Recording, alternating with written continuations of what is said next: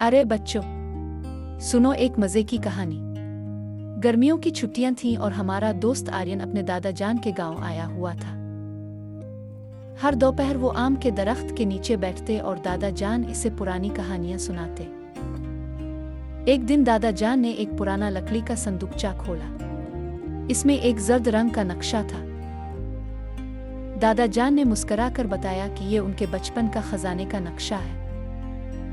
आर्यन की आंखों में चमक आ गई। इसने कहा, दादा जान, चुल्लू आज इसे तलाश करते हैं। दादा जान हंसे और बोले, चुल्लू। फिर उनका वफादार कुत्ता टॉमी भी दम हिलाता हुआ तैयार हो गया। नक्शा लेकर वो जंगल की तरफ चल पड़े। रास्ते में झाड़ियां और पगडंडियां थीं। टॉमी सूंघता और भागता जैसे वो रास्ता जानता हो। वो एक बड़े बरगद के दरख्त तक पहुंचे। नक्शे के मुताबिक आर्यन ने जमीन खोदनी शुरू की। थोड़ी देर में एक लोहे की संदूक नजर आई। दादा जान, खजाना, आर्यन खुशी से चलाया।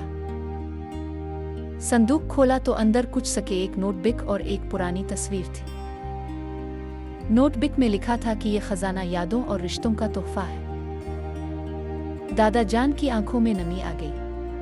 उन्होंने कहा, बेटा, यही असल खजाना है। आर्यन ने टॉमी को गले लगाया। उन्होंने मिलकर यह मुहिम जीती थी और यही उनकी सबसे बड़ी जीत थी।